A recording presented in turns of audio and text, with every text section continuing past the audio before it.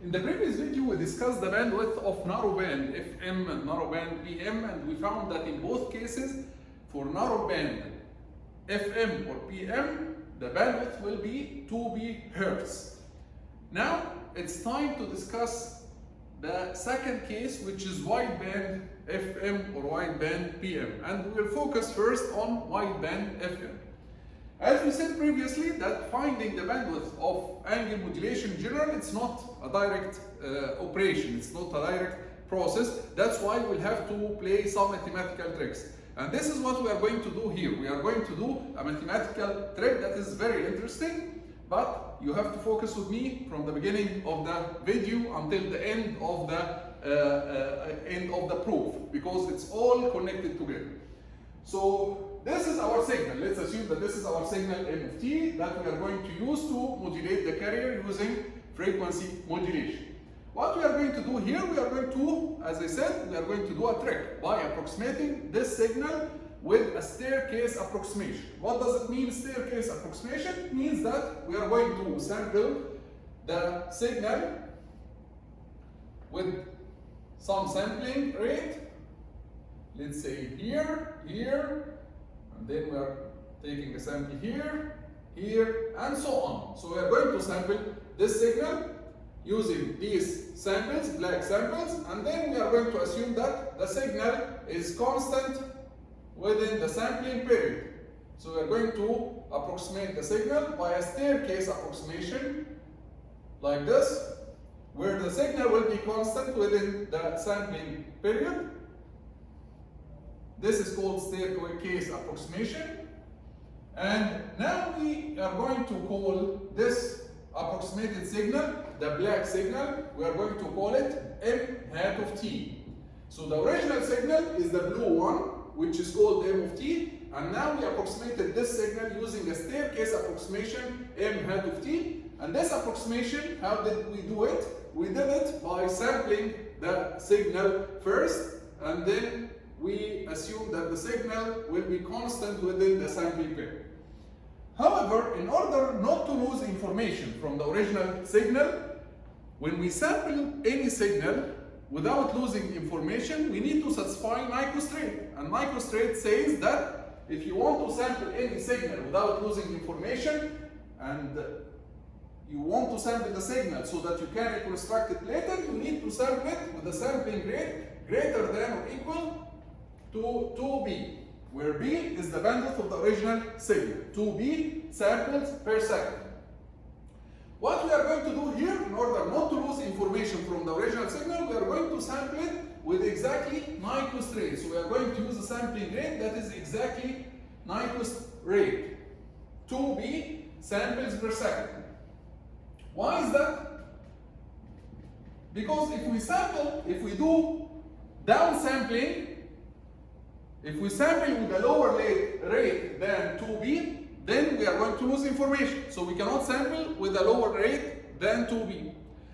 And if we are going to sample with a rate higher than 2B, implicitly here, specifically here, implicitly we say that the signal has more information than B hertz. The original signal has more information than B hertz. So we need here to sample exactly with 2B samples per second. Not lower than 2B, because if lower, we are going to lose information. And not higher, because if higher, this means that implicitly we say that the signal, the original signal, has a bandwidth larger than B hertz.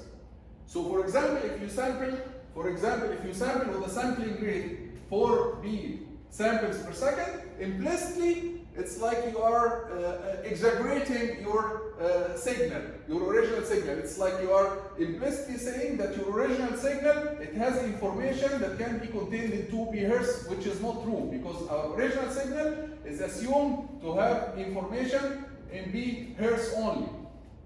This is the original signal, right? So here we need to sample exactly with 2B hertz, so that we don't lose information, and at the same time we do not implicitly assume that the original signal is larger than its reality. Okay? So we are going to sample exactly with 2b samples per second, which means that the sampling interval t, which is 1 over fs, will be 1 over 2b seconds. So each sampling interval here, will be 1 over 2b seconds. Same for the next sampling interval, 1 over 2b seconds, and so on. So now we are going to use this approximated signal, we are going to use this m hat of t in order to do FM, to do frequency modulation. When we do frequency modulation, we know that in frequency modulation the amplitude is constant. So the amplitude of our carrier is constant. And then in the first sampling period here, we'll have a carrier that is changing with a certain frequency. And what is the frequency of the carrier in the first interval of the sampling, in the first sampling interval? If we assume that the amplitude of our signal here is m of 1, then the frequency here, the frequency of the carrier in this sampling interval, according to the FM equation, it will be Fc plus Kf over 2 pi multiplied by m of 1. Right? Because this is the frequency, if you remember the frequency of the FM, it was omega c plus Kf m of t, right? And if we deal with f in hertz, it will be Fc plus Kf over 2 pi m of t. So for the first sampling interval, m of t equals m1. It's fixed to m1, assuming that we are working on the approximated signal, m hat. So the value of m hat here is m1. So the frequency in the first interval will be Fc plus Kf over 2 pi multiplied by m1. And then in the second interval, if we assume that the amplitude of the signal will be m of 2, then you will get a carrier here, and this is higher, so you expect that the frequency is going to increase. So you are going to get a carrier here with what frequency? What's the frequency of the carrier here? It will be Fc plus Kf over 2 pi m of 2, right? In general, if we assume that the amplitude at any interval, the amplitude of the signal is m of k, then you are going to get a frequency of the carrier of, in general, Fc plus Kf over 2 pi m of k. So this is the frequency of the carrier in each interval. Now this is the FM signal. The FM signal of the approximated signal m hat. This is our FM signal in the time domain. Our FM signal in the time domain, given that we are working with the approximated signal m hat, it will be intervals. Each interval has a length of t equals 1 over 2b, and each interval has a fixed frequency. In general, the value of the frequency in each interval is Fc plus Kf over 2 pi multiplied by the value of the amplitude of the signal in this interval, m of k in general. Can be m of 1, can be m of 2, m of 3. In general, it's m of k. Now our FM signal, I'm going to remove this.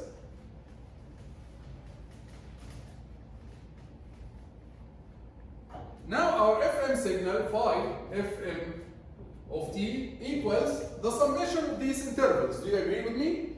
Our FM signal is the summation of this interval plus this interval plus this interval. So we can say that our FM signal is a summation of an interval that looks like this, plus another interval that looks like this. I'm going to plot it in blue because there it's plotted in blue. Right?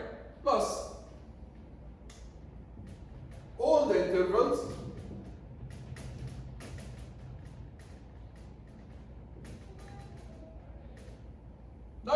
So if we add all the intervals, the first interval, second interval, third interval, all the intervals, this will give us our FM signal in the time domain.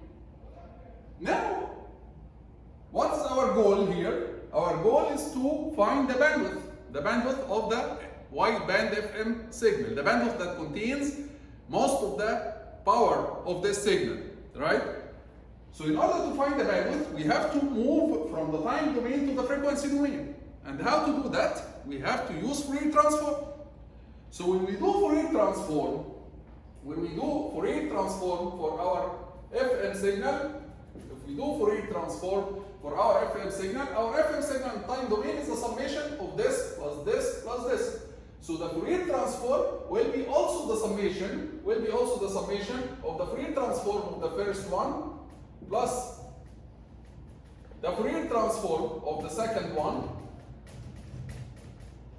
plus the Fourier transform of the third one, and so on, right? So you have to do Fourier transform for each of them. You have to do Fourier transform of the first, plus Fourier transform of the second, plus Fourier transform of the third. So this will give you phi fm of f, which is the frequency domain of our phi FM. I'm going to say that again. Our phi FM, our FM signal in the time domain is a summation of some functions. So in the frequency domain, the Fourier transform of phi using the linearity property, it will be the Fourier transform of the first, plus the Fourier transform of the second, plus the Fourier transform of the third, and so on, right?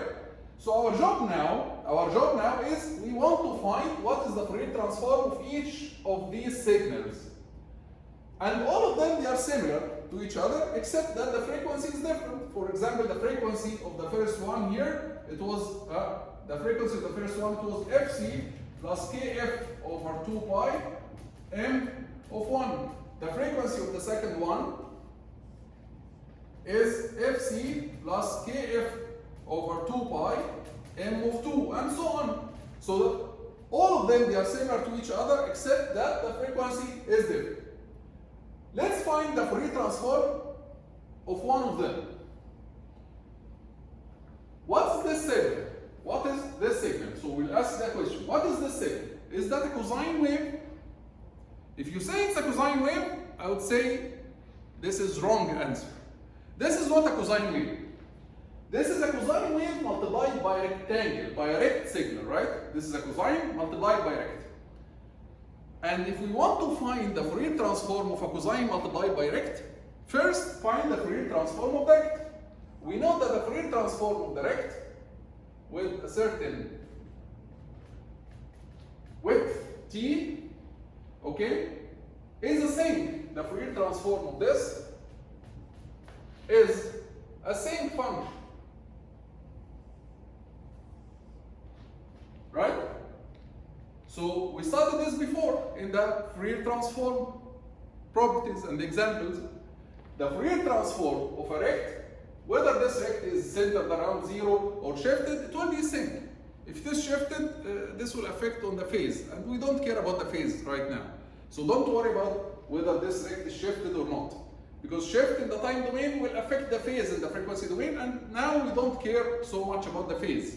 We are focusing on the magnitude spectrum. So if you have a rect in the time domain, then this will give you a sync in the frequency domain. This is the frequency domain. And let me remind you of something. What was the first zero here?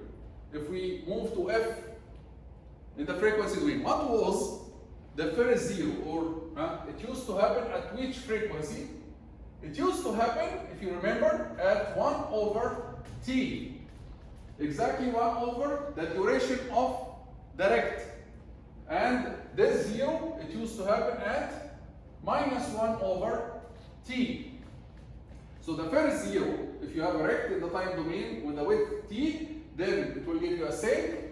And the first zero, if the sync is centered around 0, the first zero will occur at 1 over t, and the first zero from the left at negative 1 over t. Our t here is what? Our t here is 1 over 2b. So the first zero here will be at 2b, and this is at minus 2b. So the first zero from the right, it will happen at 2b, and the first zero from the left will happen at minus 2b. This is if you have a rect. But what we have here is a rect multiplied by cosine. So if you have a rect multiplied by cosine, it will give you in the frequency domain a sink that is shifted to the right and to the left around the frequency of the cosine. So rect multiplied by cosine, if you have a rect multiplied by cosine wave of a certain frequency fc plus kf over 2 pi m of k in general, then it will give you a sink. It will give you a sink function shifted around this frequency.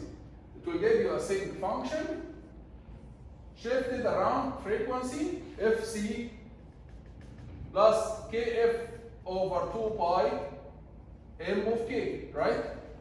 And same thing, the first zero will happen at a distance. It will happen at a distance from the center 2b, and the first zero from the side also will happen at a distance 2b. Why do we care very much about the first zero? Because the first zero of the sink, it contains, up to the first zero of the sink, it contains most of the energy in the sink function. And after the first zero, you can ignore the remaining part of the sink function because it has very small energy compared to the energy contained between the two zeros here.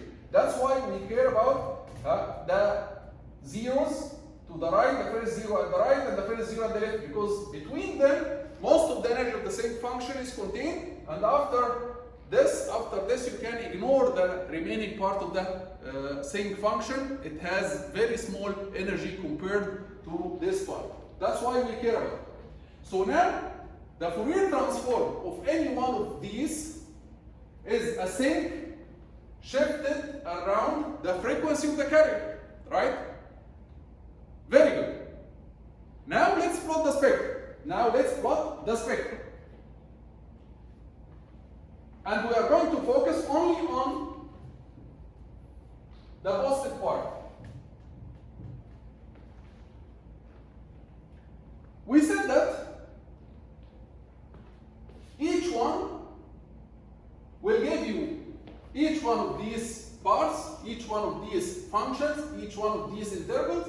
Its Fourier transform will be a sink shifted around the frequency of the carrier. So for example, the first part, it will give you a sink shifted around, it will give you a sink shifted around fc plus kf over 2 pi m of 1. This is the first interval. So it will give you a sink shifted around this frequency. The second one is going to give you a sink shifted around this frequency. And this frequency here is higher than the first one. So it will give you something like this. Let's say same function shifted around fc plus kf over 2 pi m of 2. In general, the signal that will appear at sampling interval number k, it will give you a sink shifted. It will give you a sink shifted at fc plus kf over 2 pi m of k, sample number k. So each interval is going to give you a sink function shifted at a different shift. And then the spectrum is the addition of these sink functions. Let me ask you a question here. What is the maximum shift that we can get? What is the maximum shift? What is the maximum shift of a sink function that we can get at the spectrum? The maximum shift will happen when m of t reaches its peak, right? Because the shift depends on the frequency of the carrier. And the frequency of the carrier depends on m. The frequency of the carrier depends on the value of m, the sample value. So the maximum shift, the maximum frequency of the carrier will happen when M reaches the peak. So the maximum shift here will be Fc plus Kf over 2 pi multiplied by M peak. This is the maximum shift. And after this shift, the first zero will happen at a distance of 2b. So the maximum shift, the maximum sink will happen at Fc plus Kf over 2 pi multiplied by M peak, and M peak is the maximum value of your signal M. Similarly, from the other side, what is the minimum shift?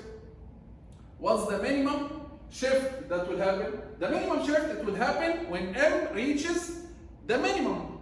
And here we assume that M is symmetric, amplitude symmetric, which means that the maximum at the positive side equals the maximum at the negative side. The magnitude of the maximum value equals the magnitude of the minimum value. So here the minimum shift will happen at, and let me plot it in blue, okay? The minimum shift will happen at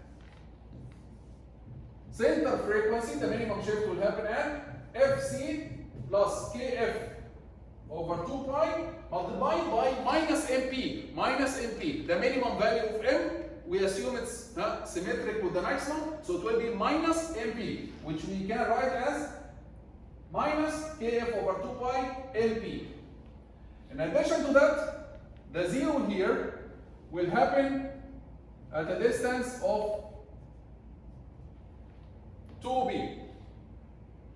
So now this is the maximum sink that will appear. We cannot get any sink after this, because this is the maximum shift that can happen, Fc plus Kf over 2 pi peak, and this is the minimum shift that can happen, right? And we care also about the zero, the first zero after the maximum shift. Why? Because at the first zero, we contain most of the energy of this sink. After this zero, we can ignore any energy, or we can ignore the part of the sink in the remaining part. Same from this side. We care, for the minimum shift, we care about this zero. This zero, we care about it because up to this zero, it contains most of the energy of this sink. After this zero, from the left side, we can ignore the remaining part of the sink. So now, if I ask you what is the bandwidth of this FM signal, you would say the bandwidth is from this zero to this zero, right? This is the bandwidth that contains all the energy, or most of the energy of the FM signal, from the last zero here, to the first zero here. And then we can ignore anything before that zero, we can ignore anything after this zero. So the bandwidth now is from this zero to this zero. Okay? Let's calculate this bandwidth, but we'll do that in the next video.